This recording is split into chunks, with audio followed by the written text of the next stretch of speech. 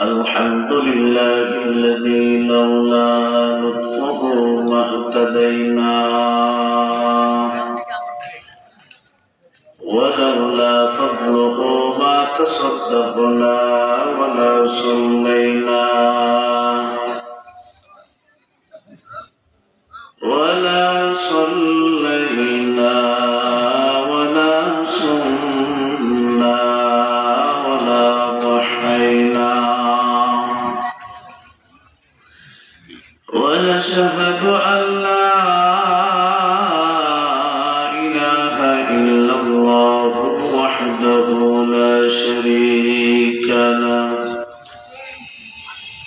ونشهد أن سيدنا ومولانا محمدا عبد الله ورسوله الذي أرسله بالحق بشيرا ونذيرا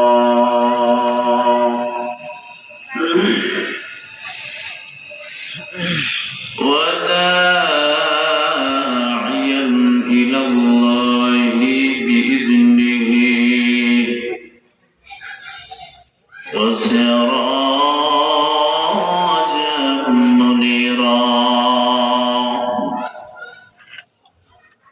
أما بعد فأعوذ بالله من الشيطان الرجيم. بسم الله الرحمن الرحيم. الله الذي خلقكم من ضعف ثم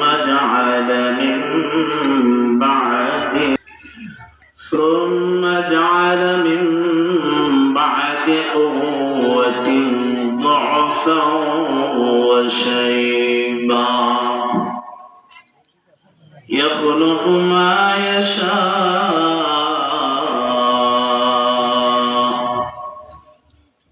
وهو العليم القدير.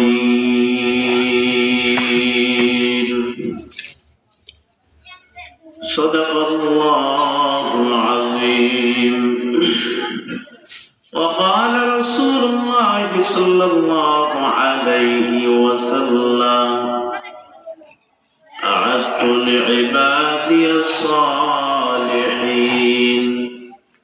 ما لا عين رأت ولا أذن سمعت ولا خطر على قلب بشر. وصدق رسوله النبي الكريم ونحن على ذلك من الشاهدين والشاكرين والذاكرين والحمد لله رب العالمين. إن الله وملائكته يصلون على النبي يا أيها الذين آمنوا صلوا عليه وسلموا تسليما. সকলে মহব্বতের সাথে জবান ছেড়ে দুরূদ ইব্রাহিম পড়ি। আল্লাহুম্মা সাল্লি আলা মুহাম্মাদ ওয়া আলা আলি মুহাম্মাদ কামা সাল্লাইতা আলা ইব্রাহিম ওয়া আলা আলি ইব্রাহিম ইন্নাকা হামিদুম মাজিদ। আল্লাহুম্মা বারিক আলা মুহাম্মাদ ওয়া আলা আলি মুহাম্মাদ কামা বারাকতা আলা ইব্রাহিম ওয়া আলা আলি ইব্রাহিম ইন্নাকা হামিদুম মাজিদ।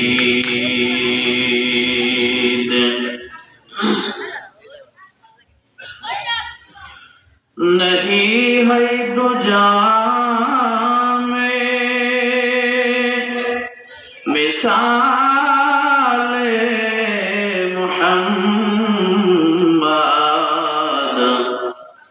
जमाले खुदा है कमाले मुहम्मद बलगल उला कमालिही कशफत दुजा बिजमालिही हसनत जमीअ खिसालिही सल्लु अलैहि व आलिही मैं दूर हूँ मजबूर हूँ ऐ सैयद आलम मैं दूर हूँ मजबूर हूँ ऐ सैयद आलम दीदार दिखाते तेरी आवाज सुना दो दीदार दिखाते तेरी आवाज सुना दो मैं सूरत यूसुफ को नहीं चाहने वाला मैं सूरत यूसुफ को नहीं चाहने वाला मैं गाइस के मानंद नहीं आशिक लैला मैं गाइस के मानंद नहीं आशिक लैला मैं आशिक मौला हूँ मेरे इश्क दीवाना मैं आशिक मौला हूँ मेरा इश्क दीवाना ये जुमला जहाँ जिसके तजल्ली से उजाला ये जुमला जहाँ जिसके तजल्ली से उजाला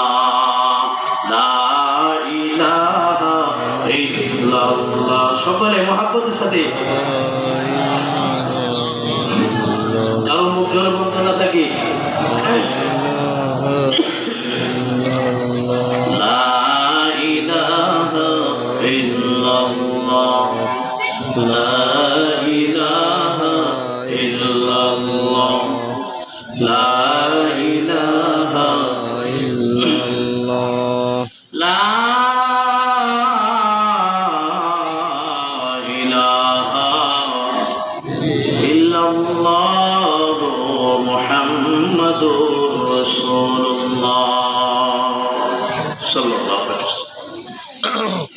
আলহামদুলিল্লাহ শুকরিয়া মালিকের আলিশান দরবারে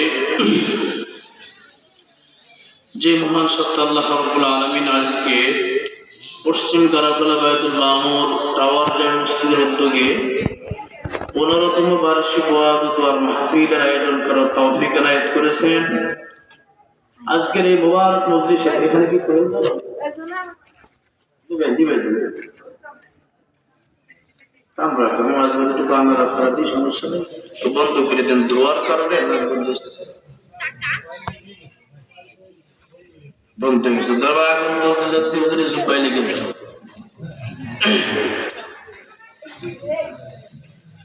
আজকের এই মুবারক মজলিসের মুহতারাম সম্মানিত সভাপতি আলহাজ আব্দুল মান্নান মিয়া পশ্চিম কারাকোলা এবং বিশেষ অতিথি বিশেষ বক্তা মহাব্বতের দিনী ভাই মাওলানা আবুল কালাম আরেফি সাহেব এবং এই মাহফিলের এই সুন্দর ব্যবস্থা লাইটিং প্যান্ডেলের সুব্যবস্থা যিনারা করেছেন সুপরামর্শ বুদ্ধি পরামর্শ দিয়ে অর্থ দিয়ে শ্রম দিয়ে যারা আজকের সুন্দর আয়োজন করেছেন আল্লাহ তাআলা সকলকে সুস্থতার সাথে ঈমান ও আমলের উপরে কবুল করেন বলেন আমিন নেক হায়াত দারাজ করেন বলেন আমিন।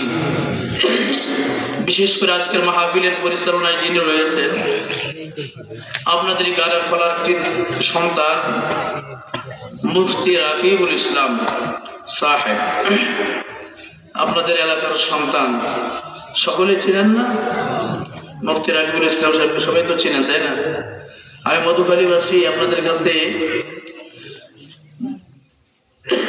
অন্তরের মধ্যে হৃদয়ে অনেক ব্যথা নিয়ে কয়েকটা কথা বলতে চাই।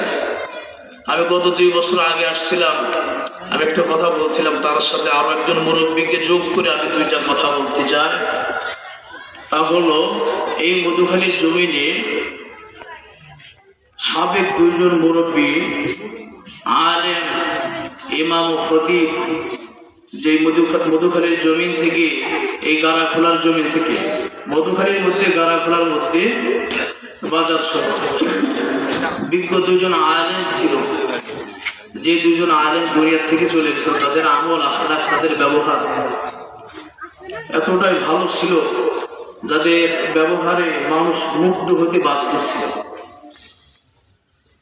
আল্লাহ, মুরব্বী আমার 2 বছর আগে তিনি বলে ফেলেছেন যে বাজার কেন্দ্রীয় মসজিদের মরহুম সাবেক ইমাম সাহেব মাওলানা সিদ্দিকুর রহমান রহিমাহুল্লাহ, তিনাকে আমি কখনো পাগড়ি ছাড়া দেখতাম না,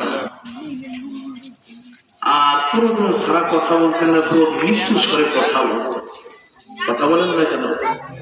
এই মানুষকে পাওয়া যাবে না, এই মানুষের ইস্তালা বিশিষ্ট হবে একের পর এক, কিন্তু এমন মানুষ আরেকজন আপনাদের গাড়া খোলা জমিনটাকে উজ্জ্বল করেছিলেন মাওলানা সিদ্দিকুর রহমান রহমাতুল্লাহ আলাইহি। তিনার কথা ব্যবহার, একটা অমায়িক মানুষ, ভালো মানুষ ছিলেন কিনা? নিঃসন্দেহে। কার প্রথম মৃত্যু আসে বলা যায় না, সন্তানদেরকে এতিম করে তিনি চলে গেছেন। আমি দোয়া করি এই মধুখালীর অনেকেই দুনিয়া থেকে বিদায় নিয়েছেন, সকলের জন্য দোয়া করি। বিশেষ করে 2জন আলেম সকলের নয়নের মণি, কলিজার টুকরা ছিলেন, সকলের কাছে ভালোবাসার পাত্র ছিলেন। আল্লাহ তাআলা যেন তিনার রহমতের ভালোবাসার চাদরে তাদেরকে আবৃত করে নেন, করে না হায়াতের জিন্দেগি ভুল ত্রুটিগুলো আল্লাহ তাআলা মাফ করে জান্নাতের উচ্চ মাকাম যেন দান করে, বলে না আমিন। সর্বশেষ আপনাদের কাছে যে আমার একটা অনুরোধ থাকবে, তাদেরই প্রতিচ্ছবি হয়ে মুফতি রাকিবুল ইসলাম সাহেব একজন ইমাম সাহেব আপনারা রয়েছেন। এনারও ব্যবহার, কথাবার্তা আলহামদুলিল্লাহ অনেক বড়, নিরহংকার মানুষ একজন। কথা বলেন না, আমি কি এতে 500 টাকা খাইয়ে আই না? না মিশা মিশা না হাসান না কাকা, সত্যি কথা বলিনি, সত্যি। মুফতি রাকিবুল ইসলাম এটা দূরের কোন সন্তান না, এলাকার সন্তান। এটাকে গনিমত মনে করবেন, গনিমত মনে করবেন, সৌভাগ্য মনে করবেন যে আমাদের গাড়াখোলার জমিনে এমন একজন ভালো আলেম, নম্র ভদ্র ব্যবহার, আখলাক, চরিত্র সর্বদিক দিয়ে আলহামদুলিল্লাহ এমন একজন সন্তান, এমন একজন ভালো আলেম পেয়েছেন। তার হাত ধরে অন্ধকারের রাস্তা থেকে আমরা যেন আলোর রাস্তায় চলতে পারি, এই চেষ্টা, এই মেহনত আমাদের অব্যাহত রাখতে হবে। কথা বলেন ঠিক কিনা? আল্লাহ তাআলা উলামা হযরতের সাথে প্রিয় গাড়াখোলাবাসীকে কবুল করেন, আমিন। আজকের এই মাহফিল, এই কোরআনের মাহফিল, নিজের নাম হলো উমাইর। একদিন এই বন্দি খাঁচা থেকে পাখি সুযোগ পাইয়া খাঁচা থেকে উড়াল দিয়ে শূন্য আকাশে চলে গেল। সন্তান ছোট্ট মাসুম এই উমাইর বাসার মধ্যে বসে বসে কান্না করতেছে পাখির মায়া। এর বন্ধুরা আমার, হঠাৎ করে লক্ষ্য করে দেখে রাহমাতুল্লিল আলামিন নবী আমার হাজির। নবী আমার মাথার মধ্যে হাত দিয়ে বলে, ও উমাইর, ইয়া উমাইর, মা ফাআলান নুগাইর। এরে উমাইর, কি করে গেল তোমার নুগাইর? নবীর কাছে খবর আছে, কথা বলেন না কেন? উমাইর রাদিয়াল্লাহু তাআলা আনহুর কান্না আর বেড়ে গেল। উমাইর ডাক দিয়ে বলে, ইয়া রাসূলুল্লাহ, ইয়া হাবিবাল্লাহ, আমি ছোট্ট মানুষ, আমি একটা পাখি পুষতাম, এই খবর আপনার কাছে আছে। ওগো নবী, আপনি যদি রহমত না পাবেন তাহলে পৃথিবীর আর কেউ রহমত হতে পারে না। সুবহানাল্লাহ। বন্ধুরা আমার, আল্লাহ তাআলা রহমতের মালিক, আল্লাহ তাআলা রহমত মুমিনের উপর হরদম ওয়ালটাই মুমিনের উপর রহমত বর্ষণ করেন। আর মায়ার নবী রহমতের জ্যোতির মধ্যে ডুবন্ত অবস্থায় থাকে। আল্লাহ তাআলা যাদেরকে ইসলামের জন্য, দ্বীনের জন্য, কোরআনের জন্য জান্নাতের মেহমান করে যাদেরকে কবুল করেছেন, ওই মানুষগুলো দুনিয়ার হায়াতের জিন্দেগিতে ফাহুয়া আলা নূরিন মির রাব্বি, রবের রহমতের ডুবন্ত সাগরে তারা থাকে। সুবহানাল্লাহ। এখানে যারা উপস্থিত, আমরা যারা আছি, কোরআনের মজলিস মুবারক মজলিস, আল্লাহ তাআলা রহমতের বেষ্টনীর মধ্যেই আমরা নিমজ্জিত। কথা বলেন ঠিক কিনা? এই মাহফিলের মজলিসের একটি আদব আছে, কোরআনের মাহফিলের একটি আদব আছে। সাবধান, কথা হবে না, মানে কথা বলবো না, কোনো কথা হবে না। কোরআনের মাহফিলের একটি আদব আছে। কোরআন থেকে সূরা আরাফ আল্লাহ তাআলা বলেন, গভীর মনোযোগ দিয়ে শুনবেন, যে কোরআনের ময়দানে রহমত প্রাপ্ত যারা হবে তাদের বিষয়ে আল্লাহ কোরআনে বলতেছেন যে কারা হবে। দুই গুণের মানুষ তার রহমত প্রাপ্ত হবে। সুবহানাল্লাহ বলে। সুবহানাল্লাহ। আল্লাহ বলতেছেন যে দুইটা কাজ, দুইটা কর্মসূচি আয়াতের মধ্যে।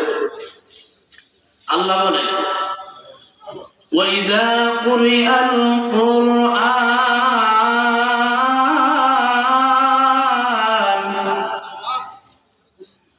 وإذا قرئ القرآن فاستمعوا له وأنصتوا لعلكم ترحمون।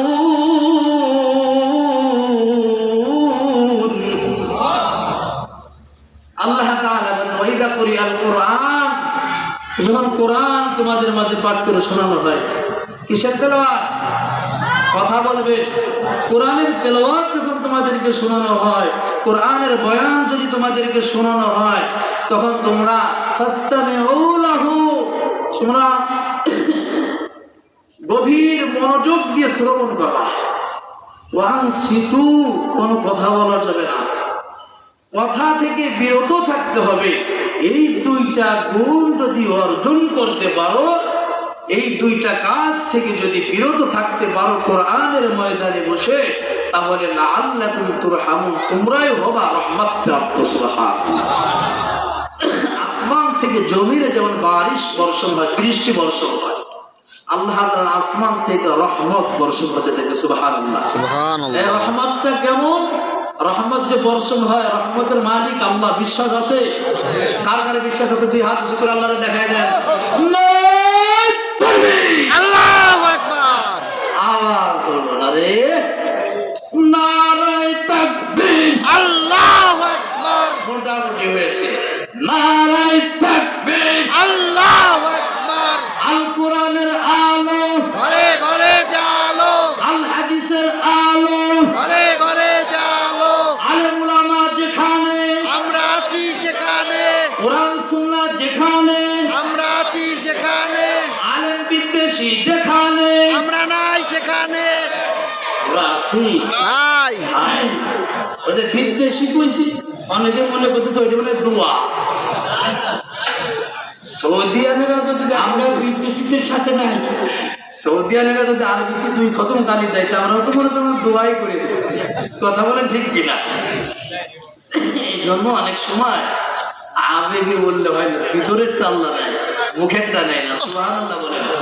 অত দিলের চাহিদা ছিল যে আল্লাহ বলবো আলেম বিদ্বেষে, আলেমের দুশমন, তাদের পক্ষে আমরা নেই, ওটা দিলে ছিল, কিন্তু জবানে দেখাচ্ছে অনেক সময় হয়ে যায়, কিন্তু আল্লাহ তাআলা মুখের টানেন না, দিলের টানেন। সুবহানাল্লাহ বলেন। সুবহানাল্লাহ।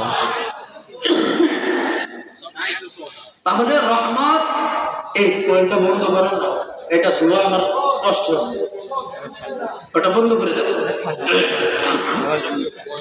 বন্ধুরা। তাহলে যে কথা বলতেছিলাম, যে রহমত আছে, রহমতের মালিক আল্লাহ, রহমত বর্ষণ হয়, আমরা সবাই বিশ্বাস করে নিয়েছি। তো বিশ্বাস করে নিয়েছি। রহমতটা কেমন, এটা অনুধাবনের বিষয়, এটা দেখা যায় না, এটা অনুভূতির বিষয়, এটা দেখা যায় না। যেমন শীত গরম আছে না নাই? শীতের কারণে আমরা একটু মোটা বস্ত্র কাপড় পরিধান করি শীতের থেকে আত্মরক্ষার জন্য, কথা বলেন ঠিক কিনা? শীত দেখা যায়, দেখেছেন?